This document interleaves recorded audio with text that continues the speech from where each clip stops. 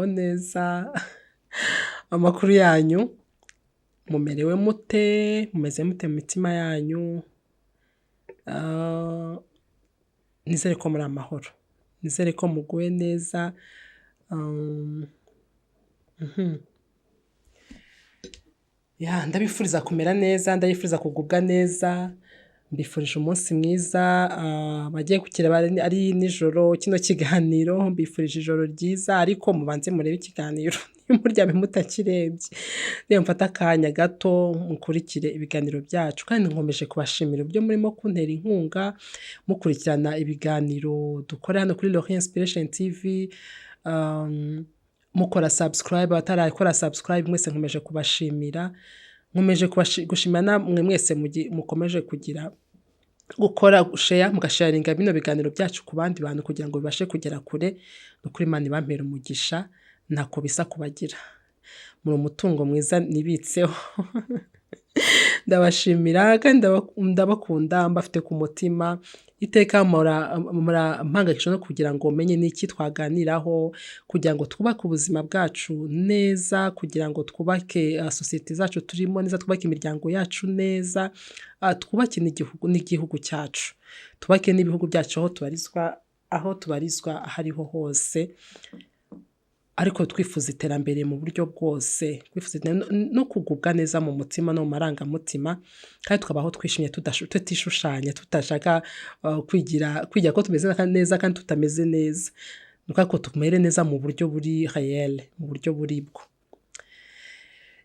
muri kumwe na Lori n'ubundi turi kumwe kuri micro tugiye turakomeje kuganira ibyubakana ibidasenya byo ntameze namwe ko bitabarizwa ahangaha dukomeze tubane dukomeze dushyigikirane muri byose niba wumva hari ikintu wifuza ko nazavugaho ubutaha mu kiganiro cy'ubutaha unyandikire muri comment ariko se wazavuze kuri iki ngiki nimbwira uti se ntabwo watumira runaka kugira ngo muganire ibyo byose mba mbitekereza ariko n'ibitekerezo byanyu mba mbikeneye kugira ngo mbone ko turi kumwe ariko ndabizi ko turi kumwe 10/10 Imana ikomeze bandindire mukomeze mudushyigikire muri byose dushyigikirana uyu munsi none nifuje kugira ngo tuganire ku kintu ubona umubiri wacu tujya tugira ibyo tuwugaburira kugira ngo ugubwe neza kugira ngo tube turi healthy sibyo tukamenya ngo turawugaburira ibingibi kugira ngo uracu ugubwe neza turawugaburira ibingibi kugira ngo tumere gutya twubake umubiri wacu mu buryo runaka twifuza tukamenya ibyo tugomba kugaburira umubiri wacu ariko hari ikintu tutajya dukunda kwitaho cyangwa se tutajya duha agaciro cyane kugaburira souls zacu nk'ubugingo soul ndumva ari ubugingo kugaburira nk'ubugingo bwacu kuko mu by'ukuri icyo ugaburira ubugingo bwawe kugaburira ubugingo no kugaburira mind yawe ibyo ugaburira ibitekerezo byawe nibyo bikugira nka 99% nibyo bituma nibyo usanga binasohotse n'inyuma ku mubiri ugasanga biragaragaye n'inyuma ku mubiri bitewe n'ibyo wagaburira ubugingo bwawe cyangwa se wenda wagaburiye na mind yawe batenda nka mu gitondo umuntu arabyutse wenda ubyutse mu gitondo ikintu cya mbere ukoze no gufungura telefone ufunguye telefone wenda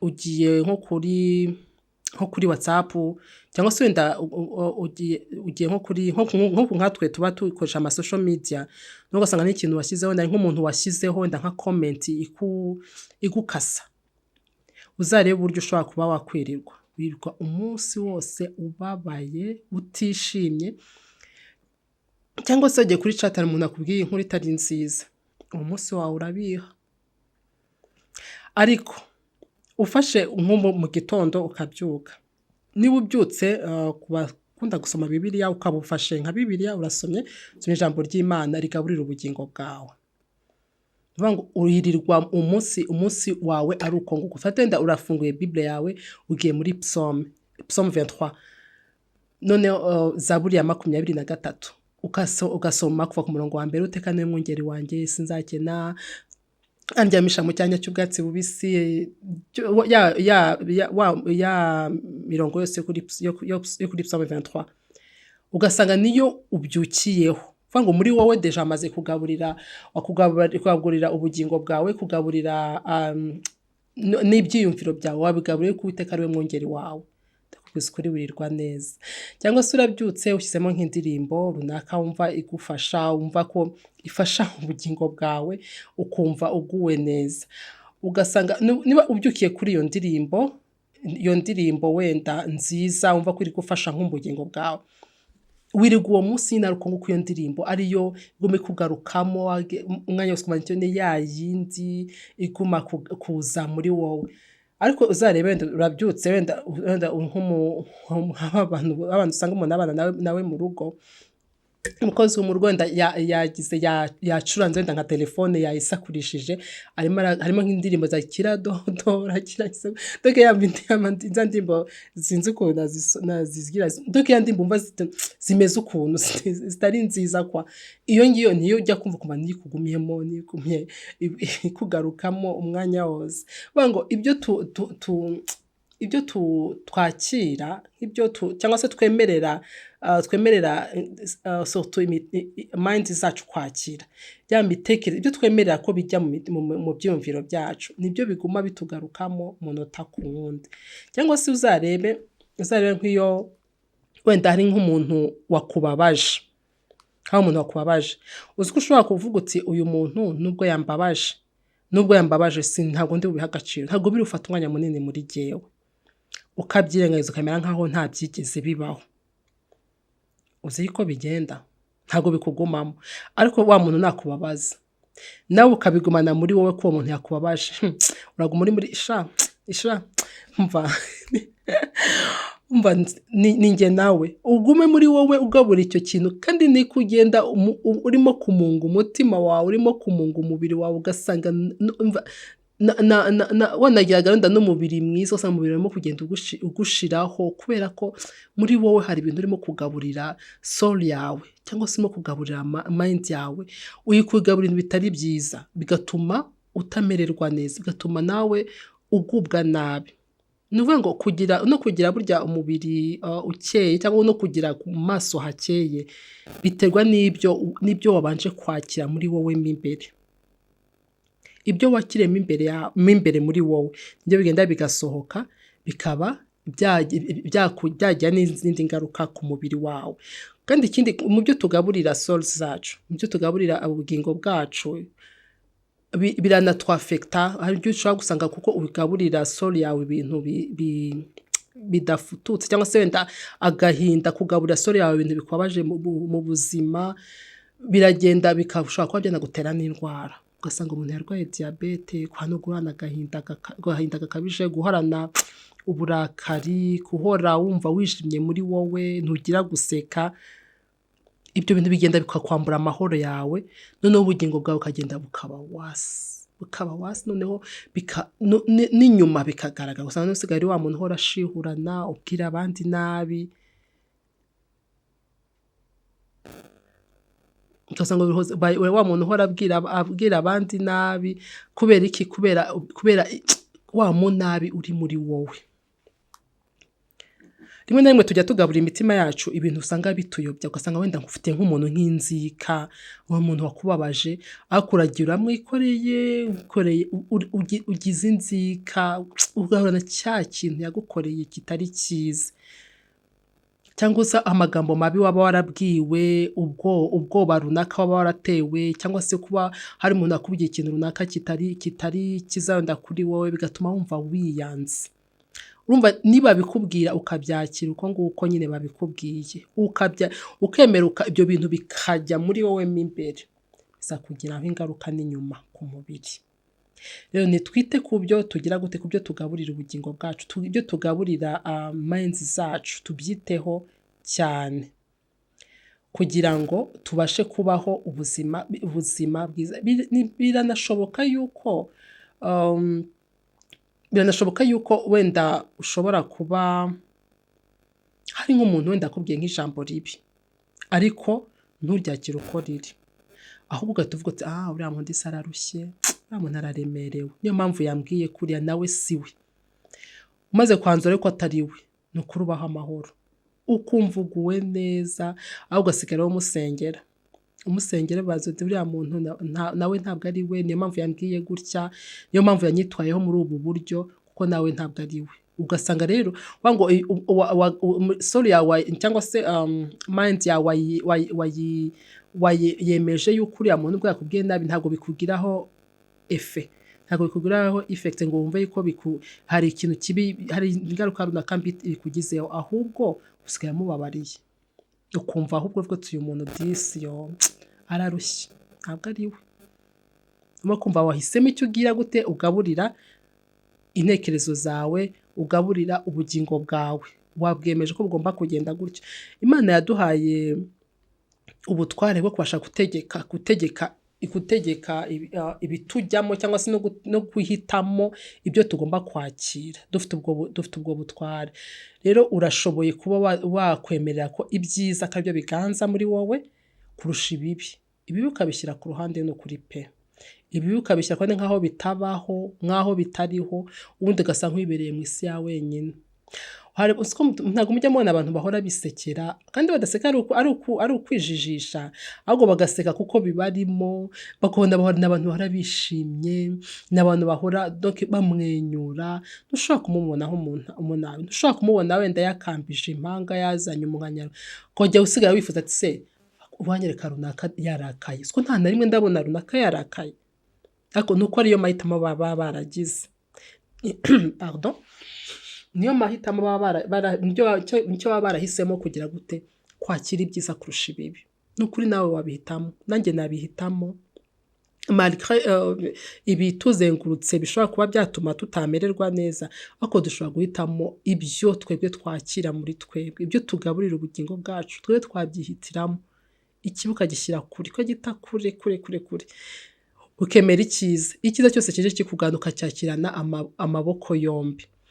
Ikije ubona gishaka nko kugusenya cyangwa se nko kukwicira mudu, ukagisunikira kure, ukacyanga, uvuga ati nowe ntabwo iki ngiki nemera ko cyinjira muri jyewe, ukabitegeka. Ni ukuri birashoboka pe, wabishobora. Hanyuma niba hari n'umuntu wumva ufitiye inzika, cyangwa se hari umuntu wumva muri wowe wakubabaje, uvuga uti uyu muntu numva ndemereye, birashoboka rwose ko wamugira gute, wamurekura, ukamurekura, ukamera nk'aho uwo muntu se ariho ntariho, ukumva nyine ntabwo bigufasheho. Atari ko wigize ejo mpamvu, wenda ngo wigize ejo mpamvu, sinzi wambwiye ejo ndarambwira ngo ibintu bigezweho ngo kuri iki gihe ngo no kwigira inzanga, ibintu by'ubwenge ngo ntabwo ngo bigikora. Kuko ibintu byo kugira ubwenge ngo ntabwo bigikora, biba bisaba ko umuntu yigira inzanga. C'est bon ko wakwigira inzanga nk'aho utabona ibibi, kugira ngo wowe ubeho neza,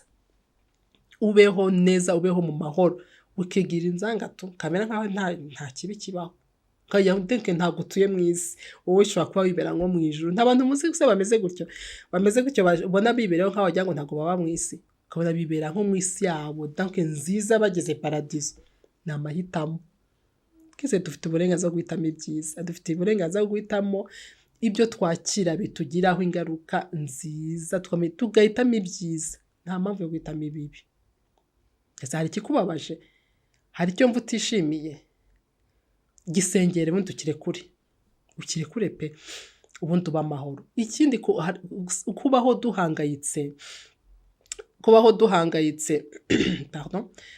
duhangayitse, ugasanga uhangayikishijwe n'ikintu udafitiye igisubizo, ntacyo ufitiye igisubizo. Rero ntacyo ufitiye igisubizo se uragikoraho iki? Ese nujya gufata ukakikorera ukagishyira muri wowe, ukabana nacyo umunsi ku wundi, atari wowe urimo kwisenya, wakirekuye se? Ntabwo ugishoboye. Niba utagishoboye kirekure, ukirekurira Imana uti ndabirekuye Mana ubyakire, kuko ni wowe ushobora byose, njye ntabwo nshobora byose, ntashobora byose. Rero mpamvu kugira ngo njye mpora nikoreye bino bintu, bimbuze umunezero, bimbuzeho kubaho ubuzima bwanjye, kandi warampaye kubaho, ngomba kubaho nishimiye kandi nezerewe. Rero iki kintu niba ntagishoboye il faut que nkirekura. Navuga ku kintu cyo kumenya ibyo tugaburira ubugingo bwacu, kumenya ibyo tugaburira mind zacu. noneho ikindi izi telefone tubana nazo iyo wayimenyereje mu guhora mu ntoki uzarebe nk'ibintu ureba biragenda bikakugiraho ingaruka. Hari nk'ukuntu usanga wenda nk'umuntu telefone ye ibamo ibintu ndavuga bimeze gute se, ahubwo umuntu ahora ashishikajwe no kugira nk'ibintu by'amatiku, ibintu byo kureba ibintu bibi biri ku bandi, uko nicyo gihora kimushishikaje. Ndamubwiza ukuri nawe ntabwo urimo kugaburira ubugingo bwawe ibyiza, ariko se warebye ibyiza urebe umuntu wenda uburyo ashobora kuba yariteje imbere atari ku muntu, ariko nta kuntu namwigana, nta kuntu iki nakora kugira nanjye mbashe kuba nagera ku byo uyu muntu yagezeho. Ukareba ibyiza muri telefone zawe ukazikoresha mu kureba ibyiza, apana kureba, kuko ibintu ureba umunsi ku wundi mu munsi ku wundi muri telefone zacu natwe tugahinduka nkabyo. Ni ukuri ubwo mvuze bike, nawe murabizi biba mu matelefone ni byinshi, ariko niwemerera ko telefone yawe igutwara mu kujya muri bya bintu bibi, nawe uzagenda use nabyo. Ifoke telefone yawe uyikoresha mu gihe ubona ko ukoresha ureba ibintu bizima, sibyo? Kuko bya bintu ureba muri telefone yawe nabyo biragenda bikinjira muri wowe, muri spirit yawe, muri soul yawe, bikagenda bikinjiramo, kandi ujya kubona ukabona ibyo biserutse n'inyuma. Mureke twige uburyo twagaburira souls zacu n'intekerezo zacu, tuzigaburira ibyiza bizatuma tubaho amahoro, tubeho twishimye, tubeho nk'aho turi mu isi yacu, isi itarimo ikibazo na kimwe, kubera amahitamo twakoze yo kwakira ibyiza kurusha ibibi. Murakoze cyane, nifuza ko tuganira aka kanya, dukomeze tubane muri byose, dukomeze dushyigikirane muri byose, mukomeze muntera inkunga, musharinga ibiganiro byacu bigere kure no ku bandi bose bataramenya ino channel bayimenye. Imana ikomeze ibarinde, ikomeze ibane namwe, ihaze kwifuza kwanyu kose kwiza. Murakoze, ciao ciao.